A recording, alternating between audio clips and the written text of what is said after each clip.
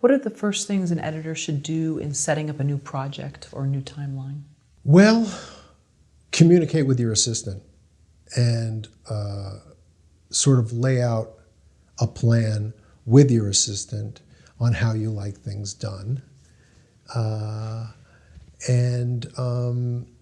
Basically, when you're starting a film, you show them how you like your project structured and how you like things laid out. And after that, it's pretty much cutting, I have a certain way that I like my bins laid out, so I can start looking through the material. And now, of course, I've sort of been on this this preaching circuit of, there's so much material nowadays.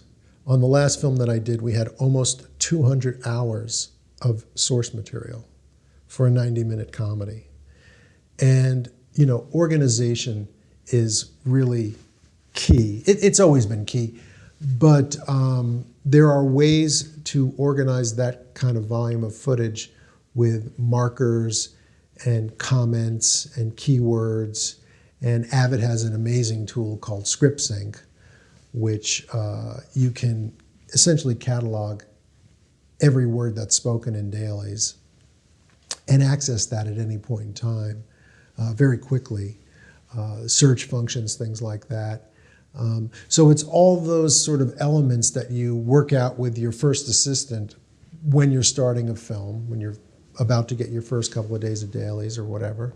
And if it's the first time you've worked with that person, it'll take a week or so to kind of get finely oiled and humming. But that's in terms of laying out a project. In terms of cutting a scene or laying out a timeline, I just start watching the film, and then when I see something that I really like, I'll pull that aside and I'll throw it into the timeline. And quite often I might even start from there. I mean, if it's a nice reading from the middle of a scene, I'll just put it in there, and then maybe I'll keep cutting from that part of the scene, and then go back and fill in the beginning. It's pretty nonlinear. I'm not the most organized person, so it's great to have a great assistant. And I like to work off of my instinct. So that's how I kind of like to do it. And so let's suppose within those 200 hours, you're looking for a scene where the main actor said the color red or something. Mm-hmm. So you would go into the search function and type in red, and then it would comb through all those 200 hours and give me every take that had a comment or a keyword or was script sunk or a marker that had the word red in it. So yeah, it's a pretty important part of the process now. Again, metadata management, and that's why it's so important to have assistants who are good at that and who like doing it. Because, like for example, in my last film, I had a young woman down in Atlanta, and she did the script syncing, that product I told you about, Avid makes, or it's part of Media Composer, but she did the script syncing on the whole film, and essentially what she did was transcribe all of the ad-libs and rewritten dialogue and things like that into the machine. And it's a painstaking chore. I mean, you start with the script, you can input that, but then you go through and you have to mark the ad-lib, and then you have to mark where it is in each take. So,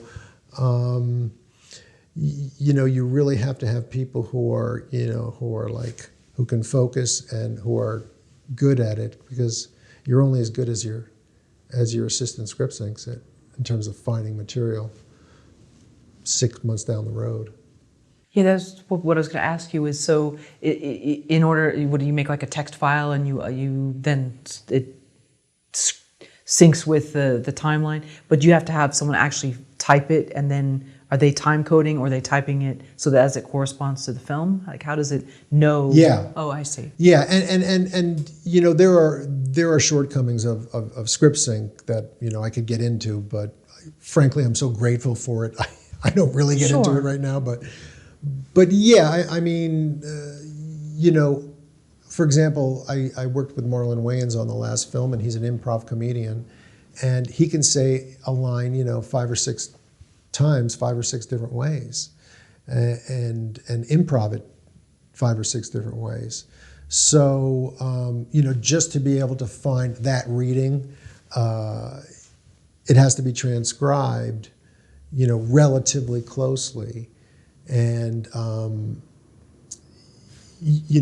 that enables me to like get back to that line because, basically the way it'll go down is the director will say, remember when he said this line, but he said it this way. So in script sync, you can double click on that line or, that take that on that line, and it'll take you to all the material for that line if it's script sunk properly.